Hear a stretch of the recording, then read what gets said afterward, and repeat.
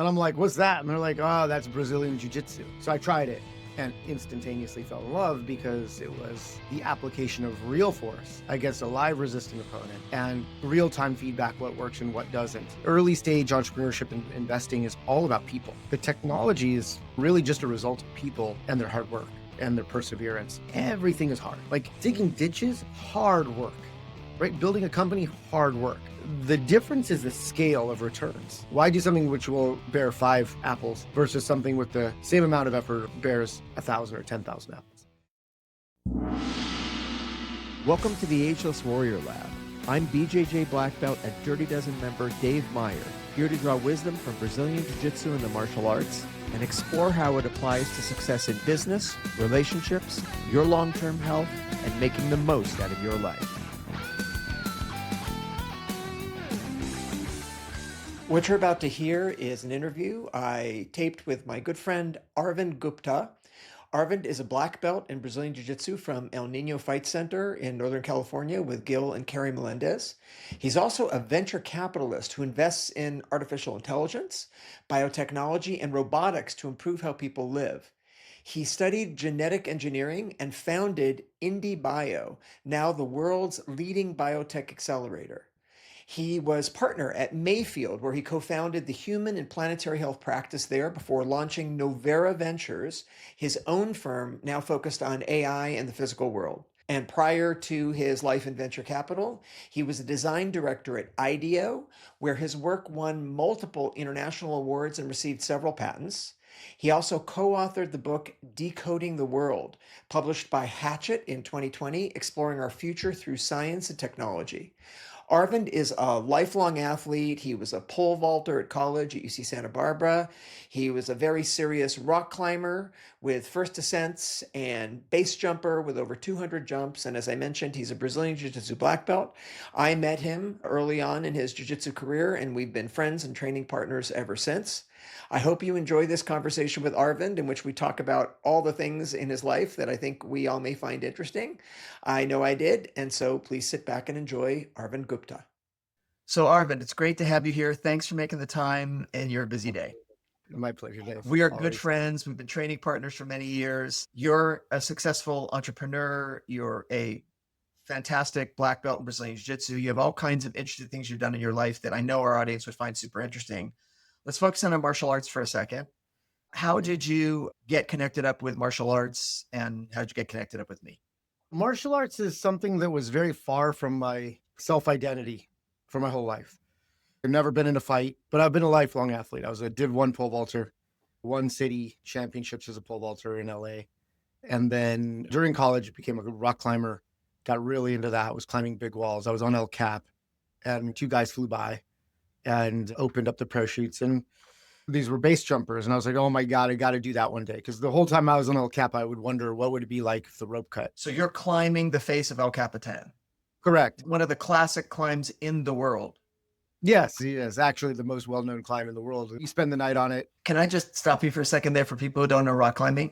So you're spending the night tied off on the face of El Capitan so you can continue climbing the next morning.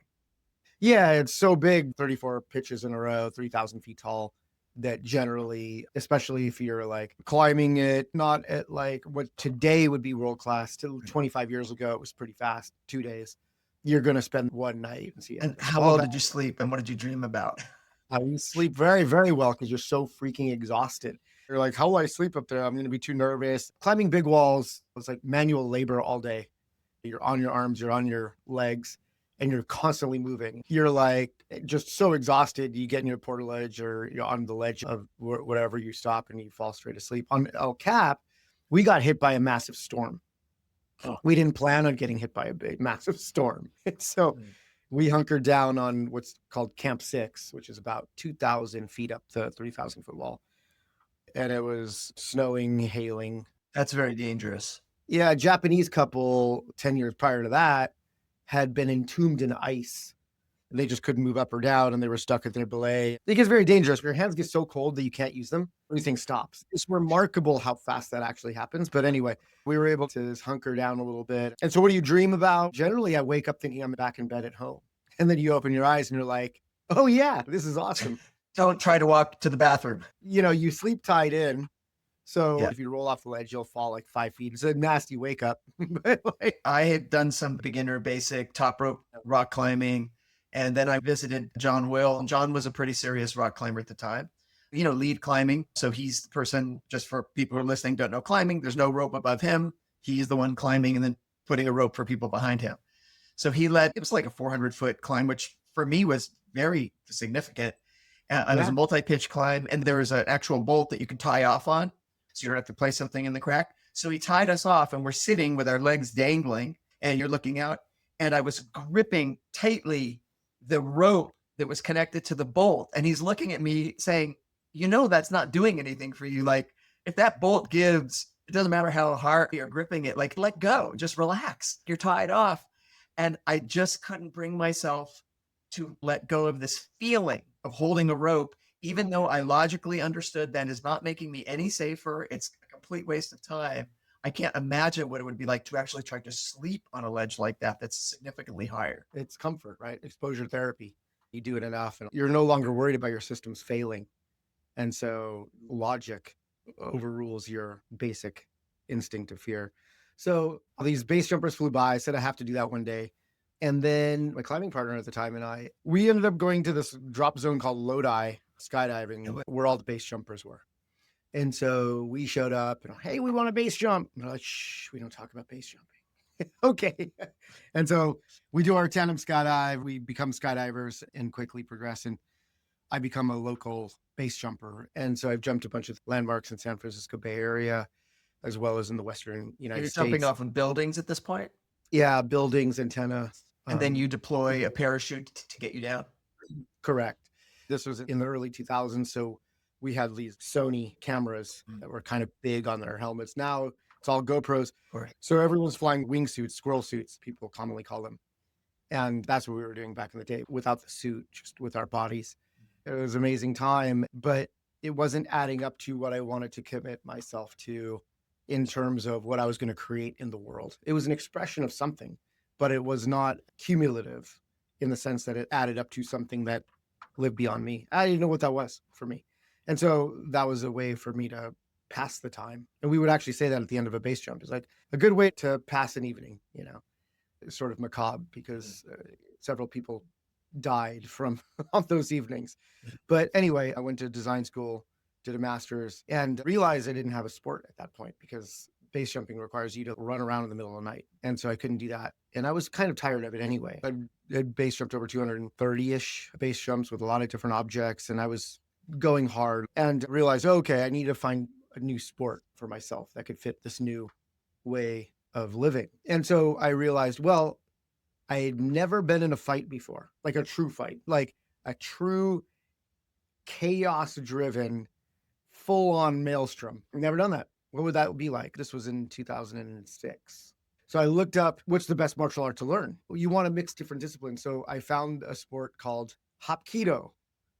And that is like the mix of different things. And I was like, oh, that's cool. Korean art, kind of mixed striking and Jiu-Jitsu style standing joint locks and things like that. Yeah. Standing, emphasis on standing. I had no idea what the ground was at this point, right? But it was weird wrist locks and things. But I looked up on the internet and there was a local academy nearby where I lived in Inner Sunset called Hapkido USA, run by this guy named Gino Kong. And so I show up and I'm doing some Hapkido. And at the end of class, there's the two dudes rolling around on the ground in the corner. And I'm like, what's that? And they're like, oh, that's Brazilian Jiu-Jitsu. Do you want to try it? I was like, yeah, it looks kind of intense. Like, it's cool. I didn't mind kicking a paddle, because there's a lot of technique and form, but that looked a little more interesting. So I tried it and instantaneously fell in love because it was what we all love about jiu-jitsu, I think, the application of real force against a live resisting opponent and real-time feedback, what works and what doesn't.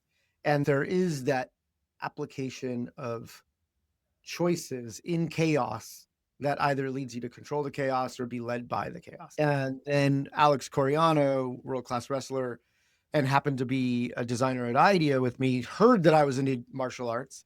And he was like, hey, why don't you come train with us over at Stanford and do wrestling? So I joined for the Stanford wrestling practices. Mike Swick and some of the guys from AKA would come down.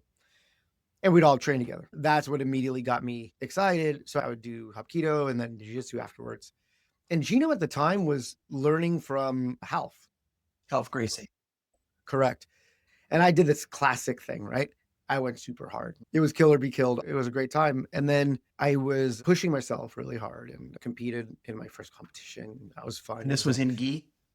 In gi. Yeah. Yeah, with the uniform. And I should just say, you're not a big guy. Oh yeah, I'm 140 pounds. I've put on as much weight as I possibly can by lifting super hard, and I've gained 5 pounds. Okay. You know, at the time I was 135. So I decided to compete at blue belt as a white belt, not knowing all of the etiquette, all that kind of stuff. And I won my match and I was all happy about it. But I was going so hard that with the gi, when people pull on your sleeve, you strip grips, right? If you're smart. Well, I'm not that smart. So I would pull back and you'd isometrically be doing that for 4 minutes.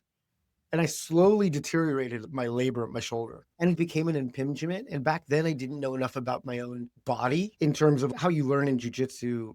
Every micro ailment, you know how to diagnose. Yeah, you become very attuned to your body. So I just stopped the classic. They gave me my blue belt and I quit like nearly a month later. And my shoulder was hurt. I was like, okay, priorities in life. We bought our house, built it up, and then moved to China for 2 years. So I was a design director at a firm called IndieBio.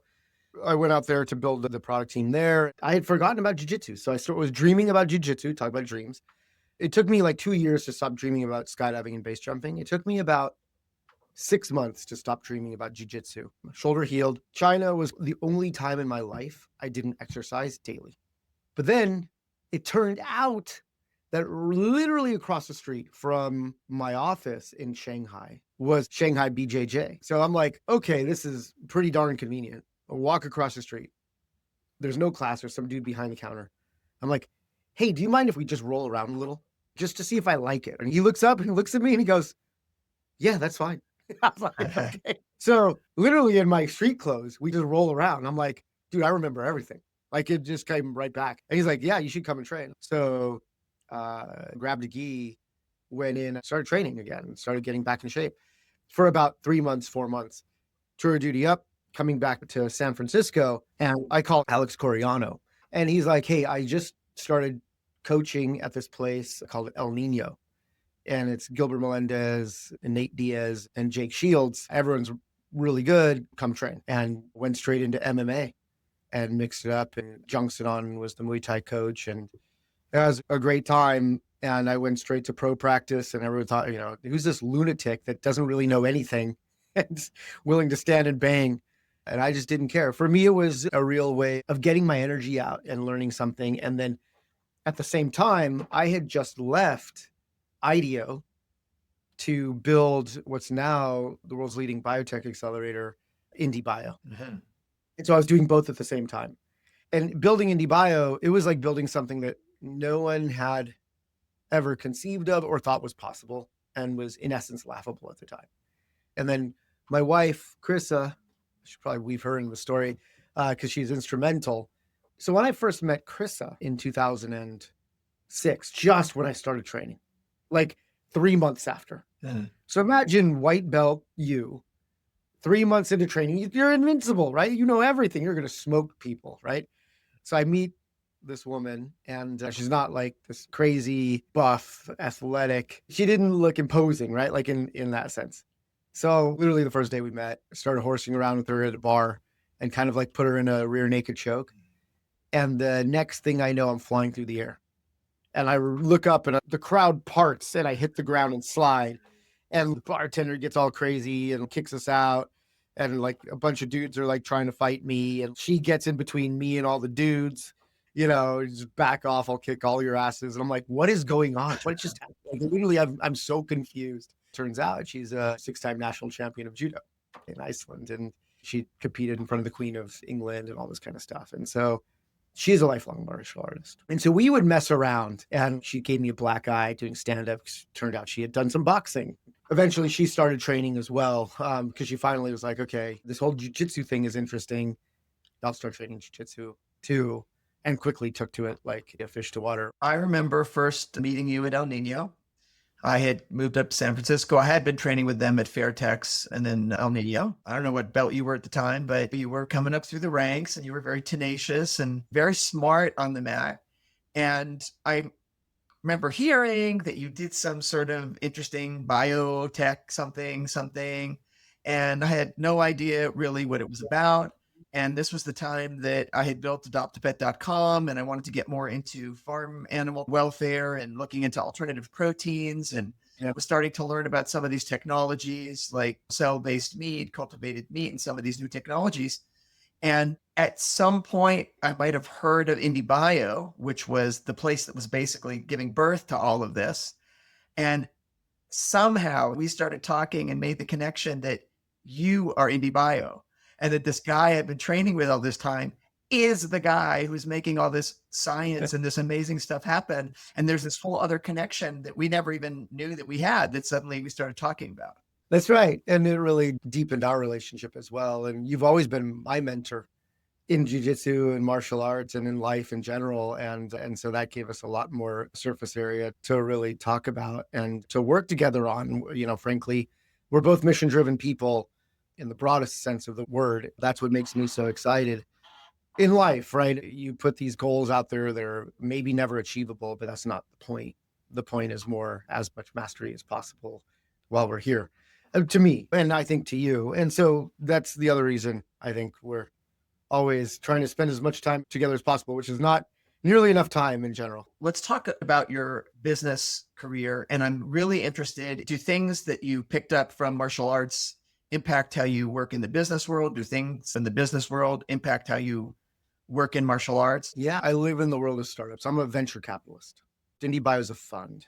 It's a fund that invests in very early stage companies, in scientists that have an interesting idea to create a product that could be beneficial to the world at large. What we do at IndieBio is help these scientists become entrepreneurs and really develop not just the product and not just the business, but switch between a scientist mindset to an entrepreneurial mindset. It is kind of like a submission style grappler where you're constantly looking for openings and you're going to take it. That opening might not be there very long and it might require some risk, but you're going to go anyway because that opportunity might not come back.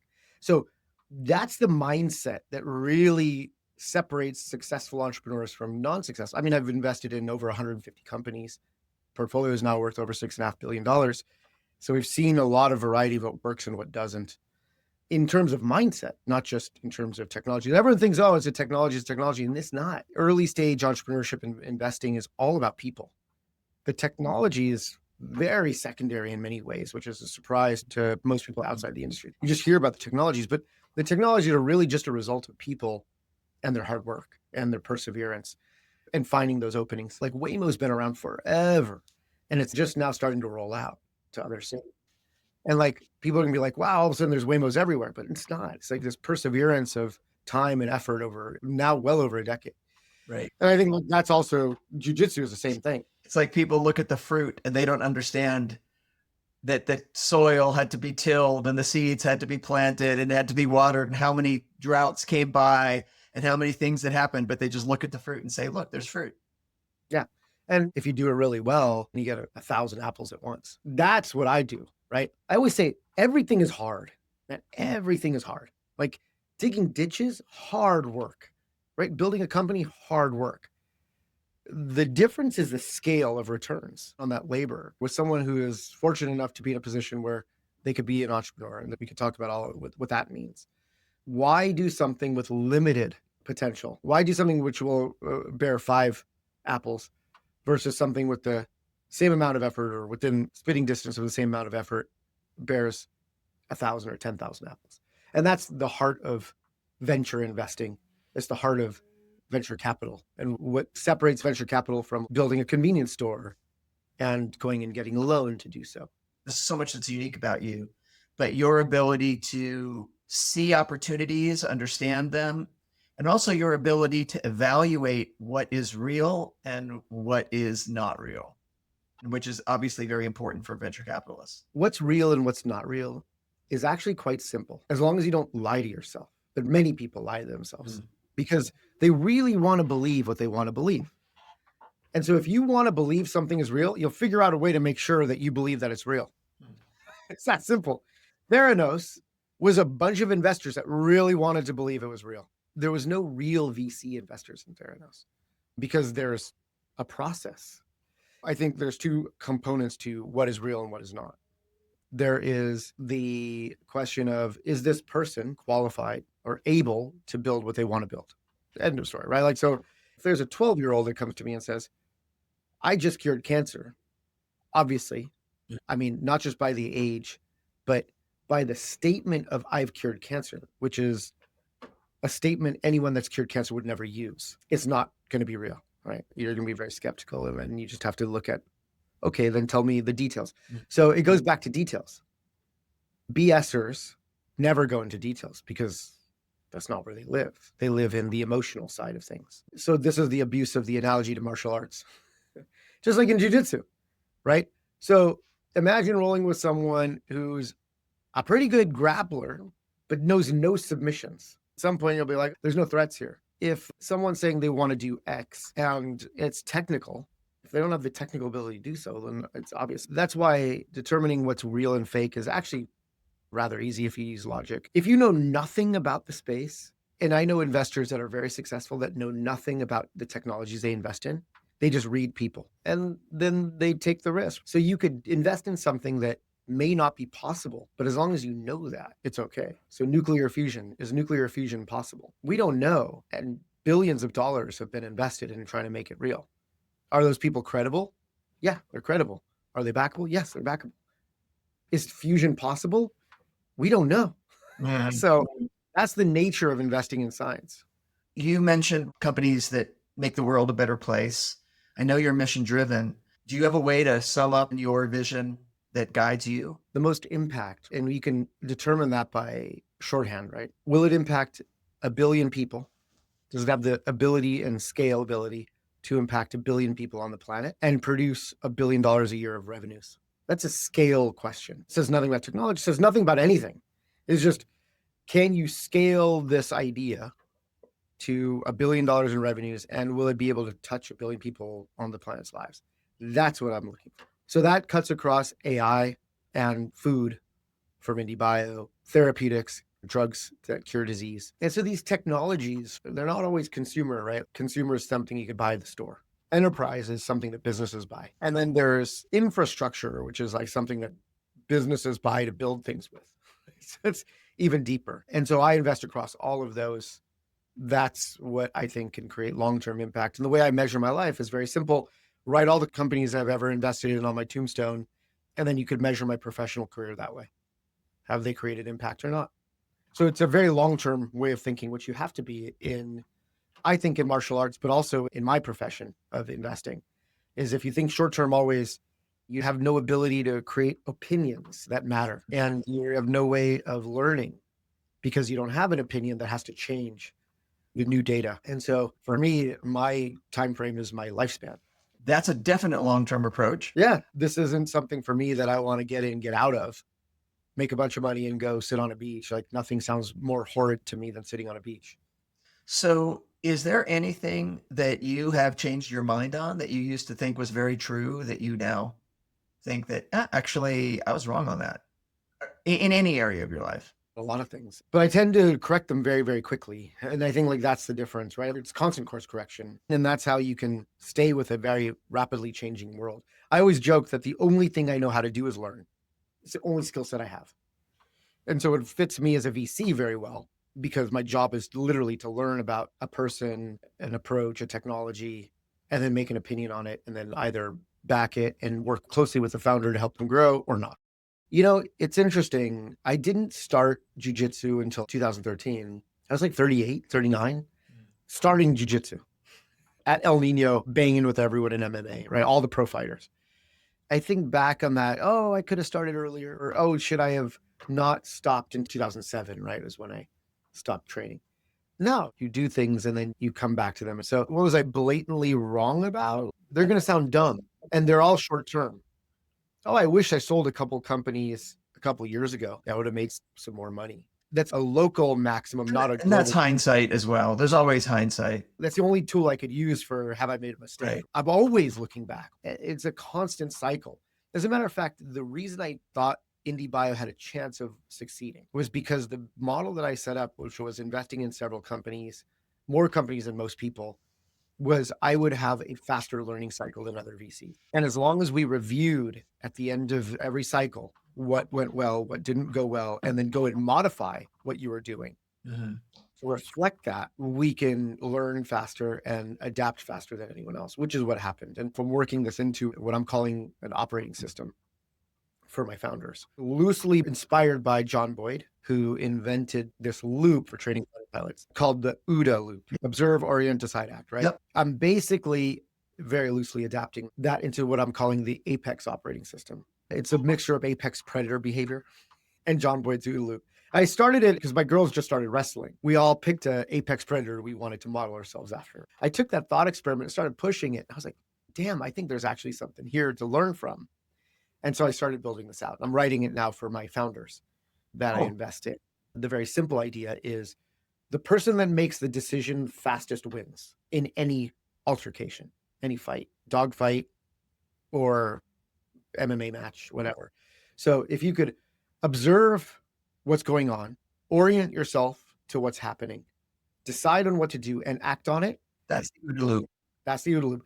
All faster than your opponent, you will win every single time. So that I directly applied to startups. And I also indirectly was applying it to MMA and no-gi grappling. The ability to assess the situation quickly, make decisions quickly is important very much in life. Certainly in fighting, you can short circuit that a little bit by being good at reading things in advance. So you see things coming quicker. So it's one thing to say information is given to two parties who can assess it, decide what to do, and act on it quicker. It's a whole other game to say, you see this information long before I even get to understand that I should be looking at this information.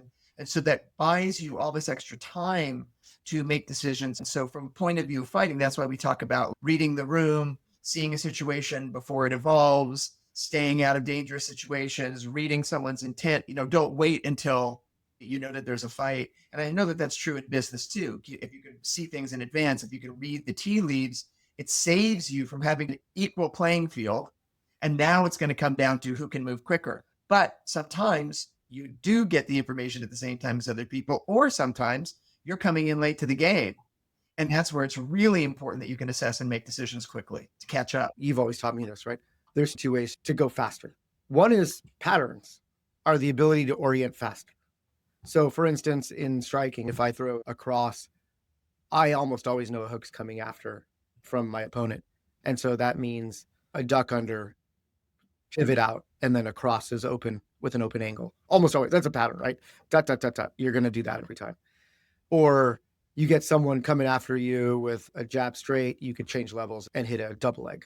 These are patterns that get established in boxing and stand-up. I was always terrible at stand-up because it's the opposite in the essence of jiu-jitsu in so many ways, because there's 6 moves.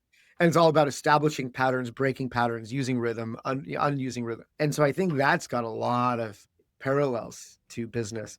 And same with jiu-jitsu, right? We talk about loops all the time, right? If you roll for 40 minutes straight, which is a great exercise for anyone to do, you'll start to find we're just doing the same loops 7, 8 times. And you start to identify those loops, which you'll never see in a 5-minute roll. And then the other side, which I think is underappreciated, but I use all the time in business, is slowing the other person down. If you don't know what to do, then the number one course of action, slow the other person down a lot. So like in business, that means using time to your advantage. And there's a lot of ways to do that. Time ticks by at the same rate for everybody, but it's up to you if you want to slow the movement of your opponent down versus try to run faster. Like in taking someone's back, it's a great example, right? From front headlock. You can snap and spin as fast as you can and take the back that way. Or you could do head in the hole, which is slowing the other person's movement down. So it's just slower than your movement. These are all ways of manipulating the match to tip the odds in your favor. This is stuff I use every single day and I impart to the founders that I'm working with. that can draw from the lessons of martial arts without having to fight themselves. Yeah. So for people who are not familiar with the VC world, you've got investors who are looking for high risk, high return investments. And one way to make your investment more likely to have a high return is to provide support for the founders, to guide them, because frequently, as you say, especially when you're talking biotech, these are scientists, but they're not entrepreneurs necessarily. And if you can't pair them up with an entrepreneur founder, if you as the VC can mentor and guide your founders, help them avoid making mistakes that you've seen other founders make, help them with your network. So that's why, just for people who are listening, why you are mentoring your founders, you're mentoring these companies, because you have experience that these new founders don't have. And it's to your benefit because it helps increase the likelihood of a return on your investment. Correct. Early stage investing, which means you're really just starting the company. So I invest around $4 million per company on the first check.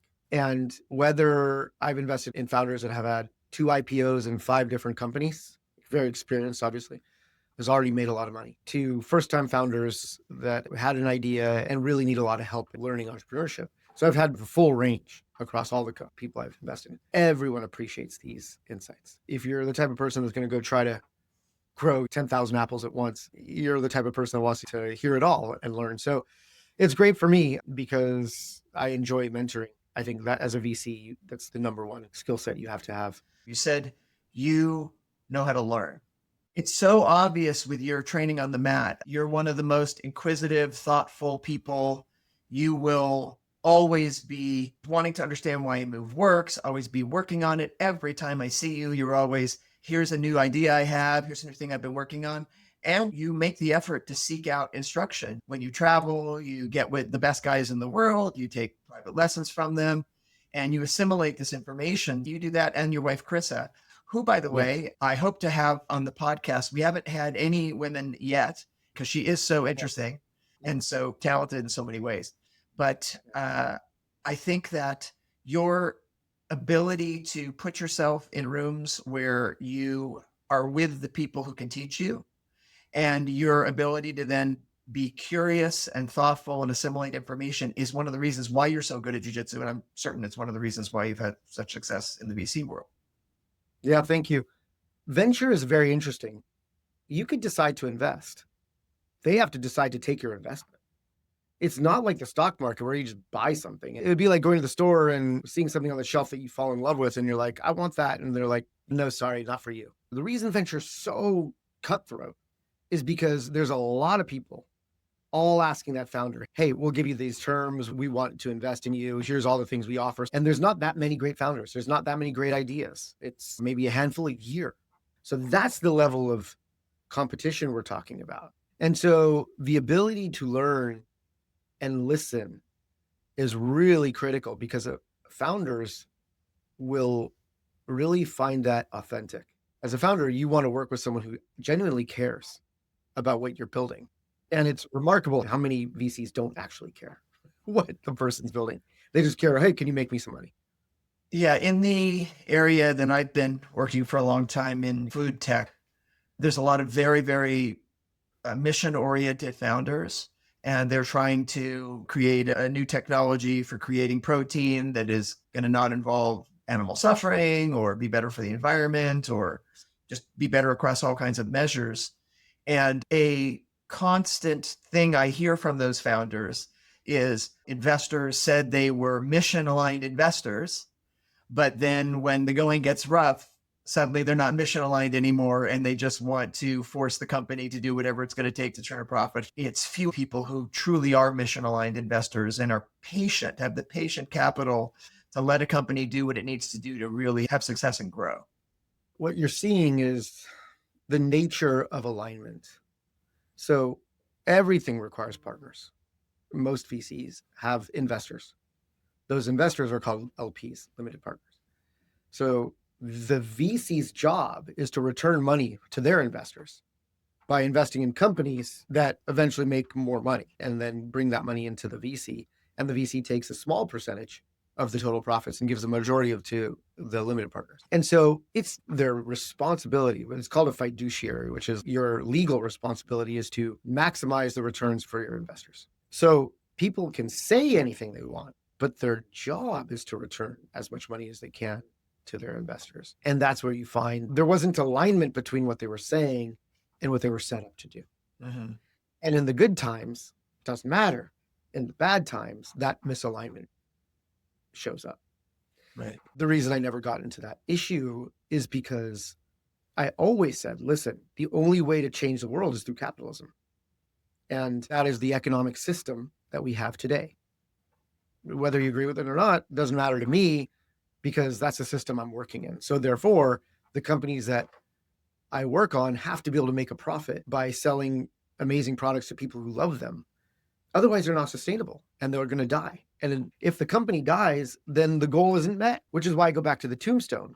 The only way I will know is if these companies are sustainable, grow to build something that changes the world in some meaningful way. And that takes a long time. This was the vision I had when I was trying to stop dogs and cats from being killed in animal shelters. Like, that doesn't benefit anybody. And you have organizations that advertise the pets and get people to adopt pets. And this whole ethos of don't shop or buy while shelter pets die, like don't go to a breeder. And there's all this sort of stuff floating around there. And I looked at it and said, all right, how do we make it easier for people to adopt pets if they want to adopt pets? And how do we get adoptable pets in front of people who maybe didn't even know they wanted to adopt a pet?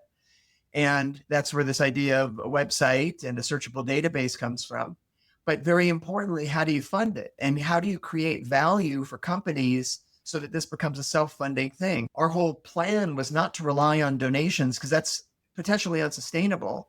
How do you create an engine where you bring in the for-profit world? You've got these companies that are making money from pet ownership. They're selling pet food and pet toys and collars and leashes and services.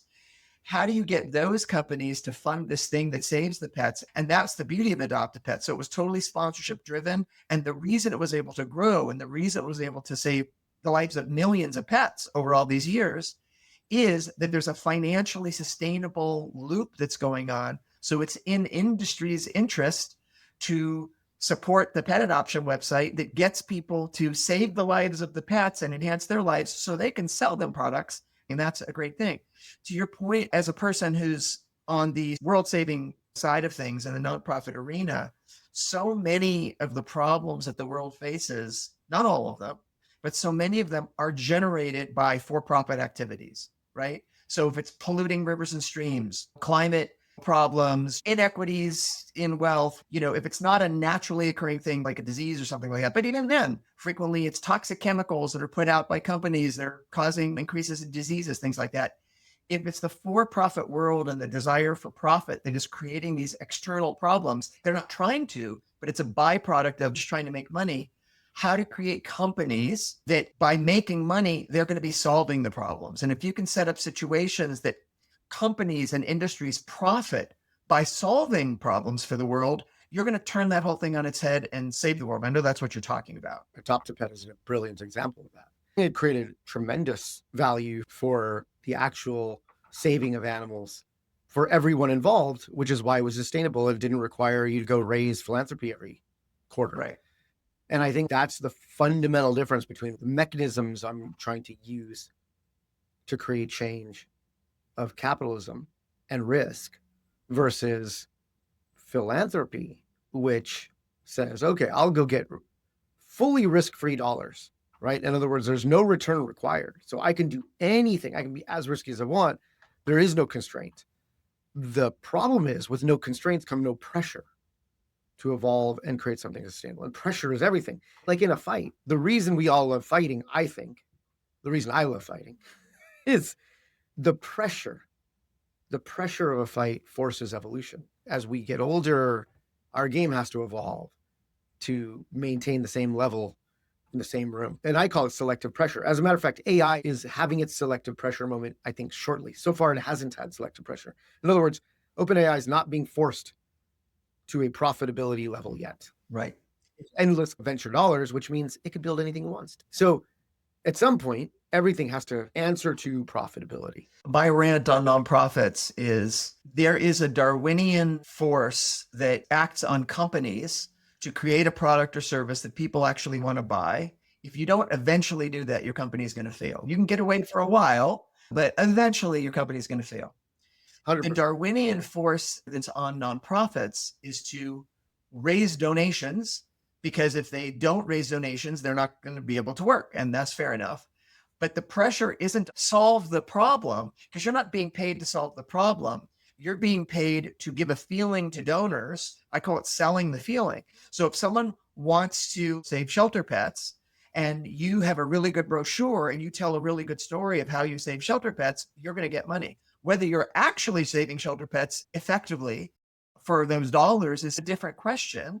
So you Right. have these nonprofits that might be doing a very good job at their mission, but their second business that they're in, which is the one they're going to be punished for if they don't do well, is fundraising, right? There's the mission business, the fundraising business. And if they're not good at that, they don't have enough funding to do their mission. And then you have other organizations that are great at the business of selling the feeling to donors. They have a lot of money, but they're not very good at their mission, but they're not being punished for that, because they'll only be punished financially for not being good at the business of selling the feeling to donors.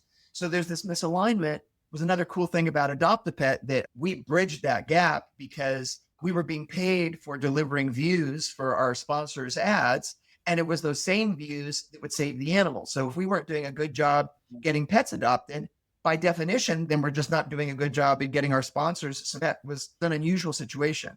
To your point about pressure, there's no actual pressure on the nonprofit to be better. It's not that nonprofits aren't great. They are. You should donate to them. But they have to be self-policing in terms of doing a good job, because the only thing that's going to really harm the nonprofit is an inability to sell the feeling to donors, which is almost like a separate and unrelated business. And it's always going to be a small segment of the economy. You know, people will carve out a little money and give to philanthropy. But if the big part of the economy, which is the world, capitalism, everywhere people are going to work, all this stuff that's going on in the world for profit, if that is what's causing the problems, and if we can get the incentives aligned, which is what my wife Galina, the economist, would talk about, where companies are incentivized to do things to make profit that actually help the world, that has the best path for helping the world. When I even talk about meat reduction efforts, I've got nothing against ranchers or farmers. I love ranchers and farmers, and I will talk to them and say, I want you to be the richest person in the world. I really do. I just want you to be it in a way that doesn't harm animals. That's all. I got nothing against you making money. So then the question they ask is, well, how? And that's where this tech comes on. Oh, you want to be a meat company? Well, you can be a meat company, but some of the meat you sell actually might come produced in different ways. They don't care. They just want to make money. No one's setting out to do anything bad. No company wants to pollute a river or a stream or create cancer in children with their toxic chemicals. What they want to do is make profit. So if we can create companies that can make that profit, actually helping the world, to me, that's the way you save the planet. Agreed. And the short phrase for that Poe and I came up with, who I wrote a book with kind of on this topic, is better capitalism, right? So it's just really thinking through the incentives and aligning them more than anything else. And you did that naturally and instinctively to build a sustainable business because you truly care about saving those dogs and cats. And because you truly cared about that, truly deeply, I know that was the center of it all. And you built a sustainable way to do that, which is a profitable business. Nothing is a more clear example of capitalism doing good in the world and the incentives aligning correctly because of the forces of making a profit and getting all the players in the ecosystem of dogs and cats to come out better because of that. It's amazing. And so that's what you got to do over and over again. So AI, there's a lot of concern about AI and jobs and all that stuff. And I invest in AI, of course. We will align over time all of these goals, because if AI is net negative for society, well, society won't have it. Everything gives and takes on some level. But if something takes a lot more than it gives, you just opt out of it, right? So that's what I'm excited about for all of these technologies. There's drawbacks to everything, right? Fire is hot. It could burn people. It could cook your dinner. We have to maximize the cooking the dinner side and minimize the burning someone. For people wanting to get started out in business, entrepreneurs, do you have any general advice to give them that might help them along so people don't fall into traps and make the same mistakes that other people make? Yeah. Number one, ideas are cheap. You may think you have the best idea in the world, and you probably do, but no one cares. And so no one's going to steal it. The value of an idea is absolutely zero. Building that idea into something is what creates value. And I think a lot of people are, oh, I don't want to talk about my idea. Someone might steal it. That's absolutely false. Because if people don't have the idea for themselves, generally they don't think it works. So that's one. The second is it takes a village. So if you think you can do it by yourself, you're wrong, at least to build something big. And so finding great partners to do that with is your first big task as an entrepreneur. If you don't have money, doesn't mean you can't go hire great people. How? You don't have money. By convincing them that this journey that they should go on with you is far more interesting than the journey they're on without you. And then the third is go sell the product before you have it. What do you mean? How can we sell a product before we have it? Well, you know who your customers would be that would buy it. You can call them and say, hey, we're building this. If we build it, will you come? Yes or no? It's a very cheap way of getting feedback. And so you could build all these things very cheaply and very quickly to understand how viable is something and then tweak it before you've actually spent real money. So when you start spending money and start building, you're far more certain about the path you're going on. And more importantly, you're spending the dollars more wisely. What you're describing there in that third point is lean startup approach. And Eric Ries, as you may know, was an advisor of Adaptation. And we were even featured as a great nonprofit example of a lean startup in one of his books. Amazing. Yeah, there you go. You can pick up Lean Startup. It's actually a good manual. 0 to 1 by Peter Thiel is another good one. Between those two books, I think you'd have the blueprint if you're interested in starting a company. And I recommend everyone to start a company. Having something that you build and lasts longer than you is a pretty significant achievement. We didn't talk about some of the stuff that I think drives me, which is what's this all for? Why do we wake up and do this stuff? I think that's the question that a lot of people ask themselves, like, what am I doing this for? And jiu-jitsu as well, right? Like, constant injuries. I still suck, right? But that misses the point. And I think failing at a startup, it means nothing, right? It might sting a little because of pride, but that's only your pride. No one cares.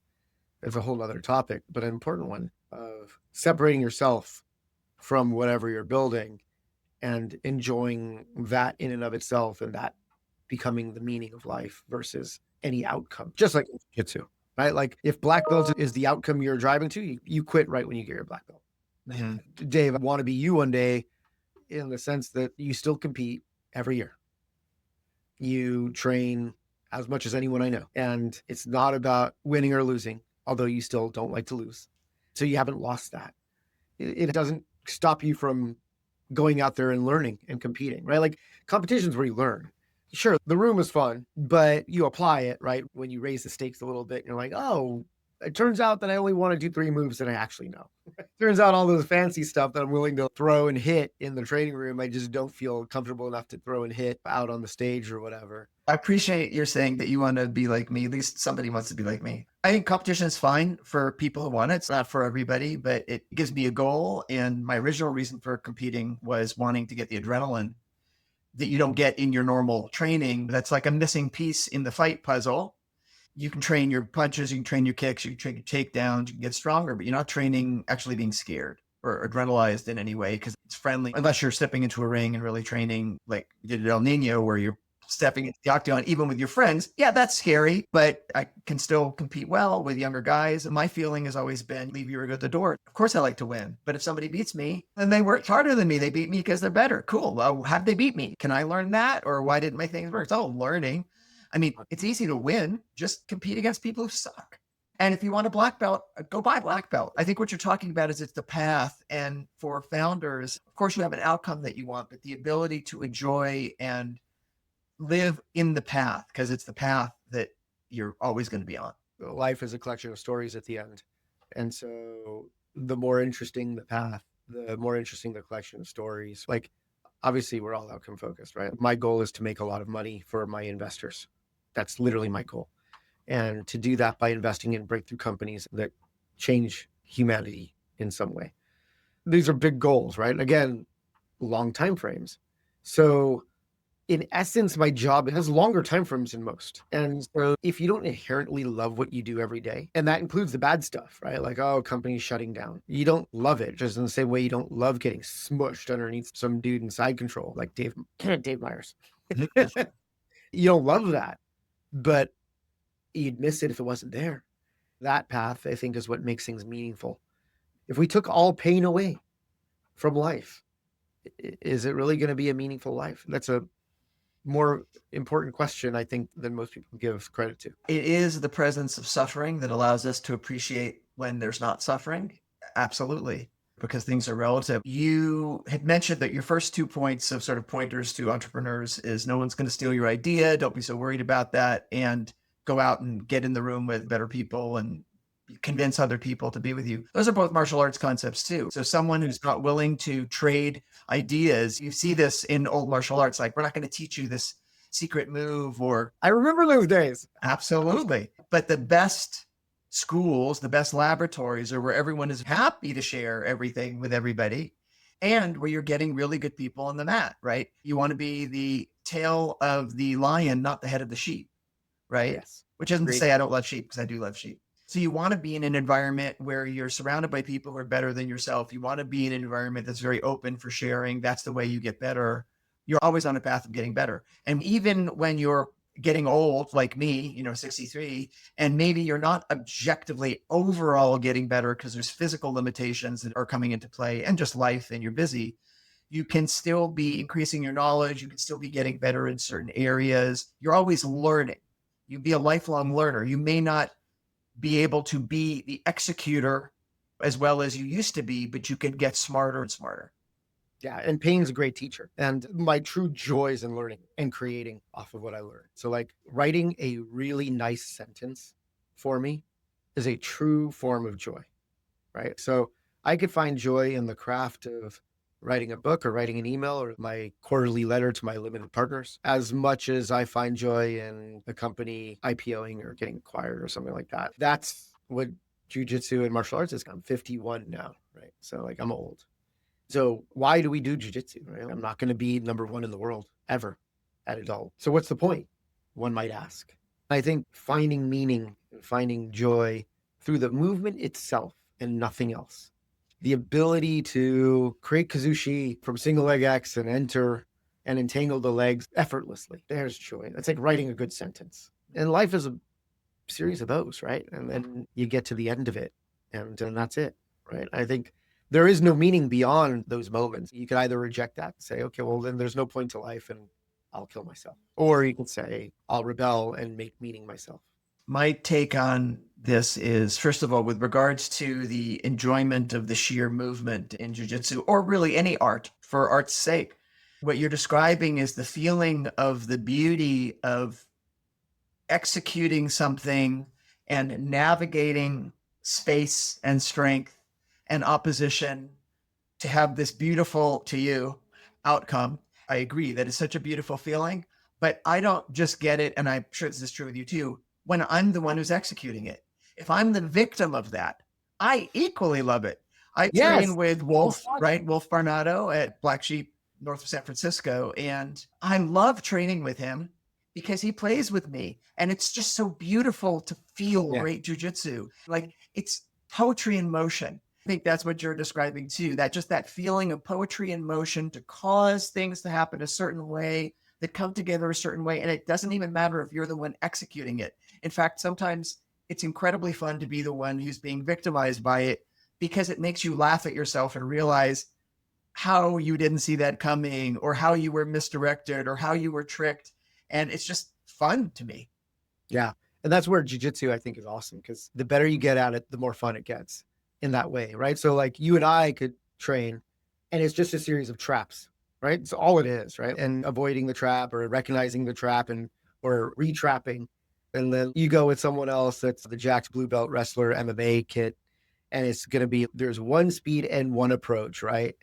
For me, that's less fun. I'll do it. But being able to have that dialogue with someone of equal vocabulary or better vocabulary, that's when I get really turned on by jiu-jitsu. You know, there's a joke where this guy's a comedian and he goes with his friends to the joke teller convention, and one person stands up and says 23 and everybody laughs. And the new person there has no idea what's going on. And someone else stands up and says 114 and everybody laughs. And the guy turns to his friend and says, I don't understand what's going on. He goes, well, we all know all the jokes. So they're all like in a book. So we just save the time and we just say the number. And so the guy looks at the book and he finds his favorite joke and he says, 52. And nobody laughs. He says, 52. And nobody laughs. And then someone in the back says, geez, some guys just don't know how to tell a joke. But my point is here that when you and I train, we don't even need to see the thing happen. Sometimes you'll put your hand there, I'll do something else, and we'll look at each other and laugh because we will understand what was meant to happen, what didn't happen, the counter you didn't do to me, the counter I didn't do to you. And anybody looking at that would say, why are these guys smiling and laughing? One guy just moved this way and another guy moved that way. But Yeah. it is fun to operate at that level. I mean, jiu-jitsu is evolving as fast as AI. It's kind of crazy, right? With the amount of information not being shared. What an interesting thing for you and I to watch, where we both, you especially, you grew up in the days of dojo storming, true dojo storming, where technique was truly hidden. I grew up where, okay, 2006 to 2013 and on, right? Like, oh yeah, techniques are hidden.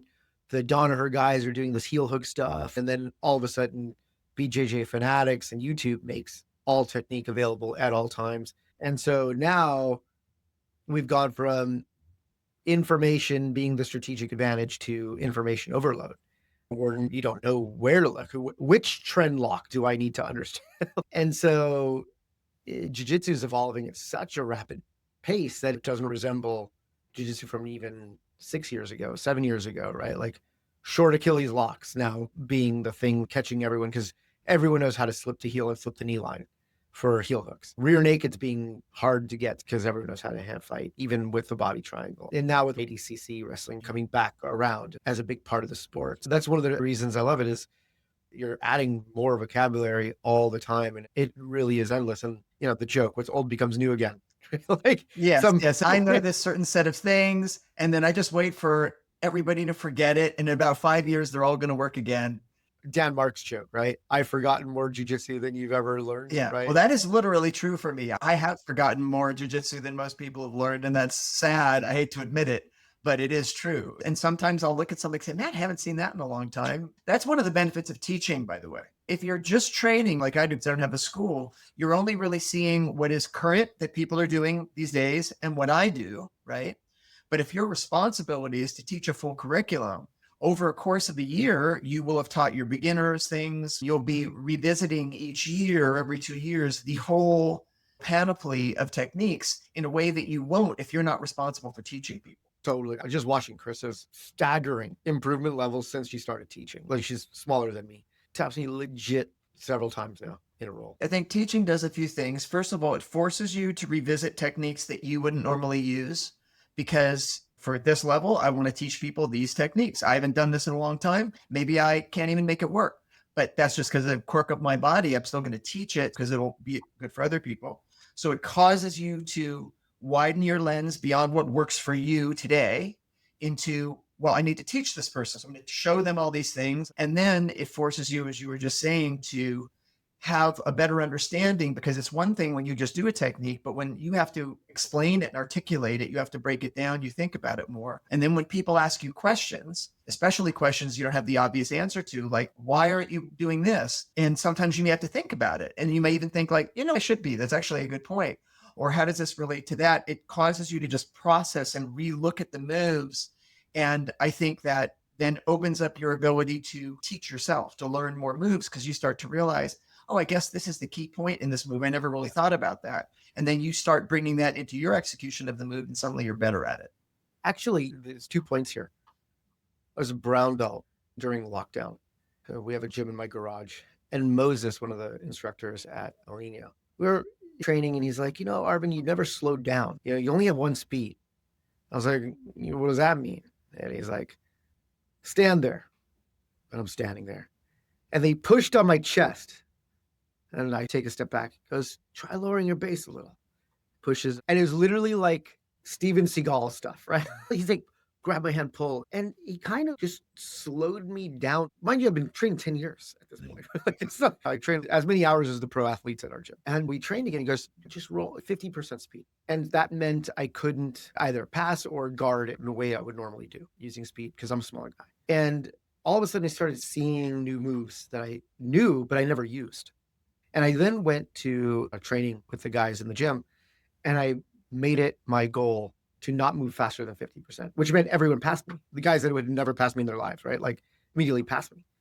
And then I started learning, oh, that's what half guard's for. And you start, oh, okay, there's obviously a whole universe. And you bring it all back. I'm being extreme in my example, but it made me love jujitsu again because it wasn't about executing what I want and imposing it. It became about using a full breadth of knowledge in order to defeat someone that you're kind of giving the edge to, right? And doing it in a different way. And two things happened. One, I realized that I'm having a lot more fun deploying a lot more knowledge. And then two, it was a way for me to train for the next 20 years because generally most injuries come from you trying really hard to not let something happen or to make something happen. So anyway, that's led me to this idea of a low calorie grappler. And it's not old man jiu-jitsu in the way that everyone talks about. And it's not low heart rate as Demo would say, but it's this idea of I'm not going to use calories to get the tap. I'm going to use intelligence. That to me is far more fun. You could always use more calories, so it's scalable, right? I go back to scalability. If you could be more efficient, then that's scalable per calorie, if that makes sense. That's right, of course. Because I'm still training for returning to competition now that I'm building a new firm. And so I have a style that I can now turn up with a full set of knowledge, still effective at high calorie as low calorie, but is far more diverse. That's what's kept me interested in the sport because I see a lot about black belts quit. You get tired of it. We can only measure ourselves against other people competitively. And it's just the way it is in that sport, right? Am I getting better? Well, it's hard to say I'm getting better if I'm tapping more and everybody around me is beating me suddenly all the time. But the fact is, yeah, you might still very well be getting better. It's just they're getting better faster than you. And as you get older, you just have to expect that. What's going to happen with the young people coming up is they have access to good information. Ideally, they're standing on your shoulders. They're not going to make the same mistakes usually because you're going to help them along. They're fit. They're willing to risk injury. They don't have a business and a wife and two kids they also have to take care of. You know what I mean? So for all of these reasons, they're going to be getting better quicker than you. And it will give you the impression that you are fading and you're not getting better. And that may not be true. And so you've got to make your peace with that and start to define your improvement based upon your knowledge and your understanding of what's happening, not necessarily your ability to make people tap, because that is going to diminish over time. Or define your skill level at how long you can last, at the comments that people make about, wow, you're good, and just use that as your fuel. Or just the fact that, look, I'm not injured again. Look, I'm not injured again. And just the feeling of making it through another day and feeling great. But one of the things that's really helped me along is less of a reliance on we're going to engage in this grappling session so I can achieve my goal. Maybe I'm working on a particular technique or just generally I want to make you tap. And more is I am going to explore this person in front of me. I am going to observe them. I'm going to observe their mental state. I'm going to observe what they're trying to do. And I'm going to put it into my computer. They might beat me, but I'm going to both learn from it. I'm usually going to stop what they're doing and slow them down. Or if they continue to beat me, I'll just keep learning from it. But to me, it's a very observer role when I'm in jiu-jitsu now, very much, unless we're in competition, in which case I am now going to turn up the calories and try to kick somebody's ass, right? But in normal training, okay, who is this? Well, this guy's big, or oh, this person's got an interesting position. They're working on me. How's that going to work? Or I will prod at them. I'll offer the hand. I wonder what they do, what they're going to do when I do this. I wonder how they're going to react to this. So it's become less of I'm trying to impose my will on anybody and more of I'm interested. I'm genuinely interested to know what are they going to do? And what is it they're trying to do? And look at that. That allows me to go slower, like you're saying. That allows me to be a little bit more present, to remember what actually happened when something is done rather than being some crazy blur. And to also watch my gas tank and watch their gas tank. And by the way, that is another way in which I tell myself, am I getting better? Am I doing well? Somebody may beat me, but when we're done, are they panting?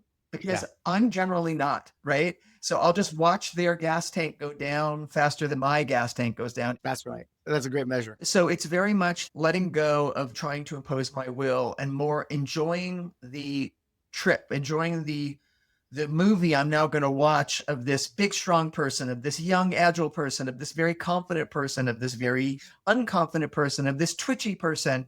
Just like, oh, this is going to be interesting. Let's just see how this goes. Always with the baseline of, I'm going to protect myself. I'm not going to let anybody hurt me. 100%.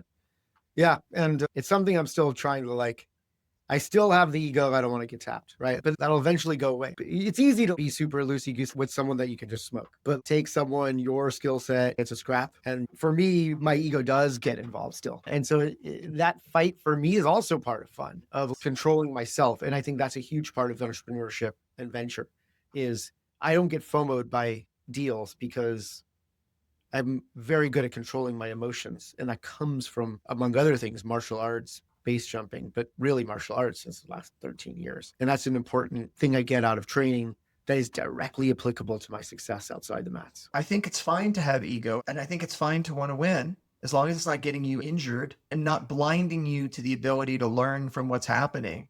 What I would just add to that and offer to you on that is, and especially as 10 years, 20 years go by, and it's going to get harder and harder to objectively win because all the people of your age are going to cycle out and all your partners are going to be young people, which by the way, I love. It's what keeps me young friends. You know, it keeps us in these younger groups. And you're already 50. That's long beyond when most people would have left the sport a long time ago.